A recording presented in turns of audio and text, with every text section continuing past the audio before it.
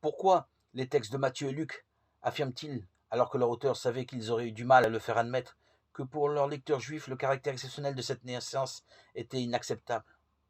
Des propagandistes zélés, soucieux de convaincre, se garderaient bien d'aller ainsi à contre-courant.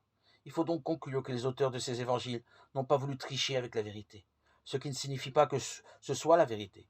Les historiens ne peuvent les suivre sur ce terrain. Ils ne peuvent en fait rien conclure.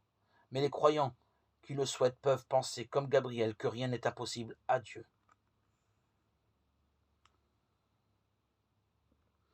Ils peuvent aussi estimer que l'affirmation de la conception virginale est un théologoumène.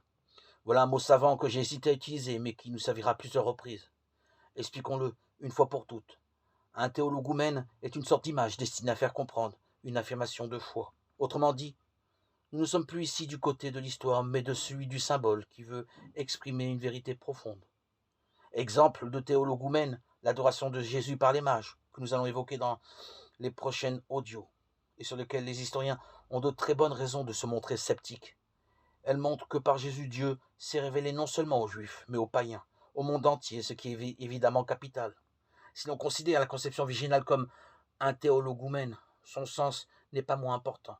Il montre que Jésus doit son apparition comme Adam, le premier homme, à l'intervention directe de Dieu, qu'il est le don de Dieu et ouvre une nouvelle ère dans l'histoire de l'humanité.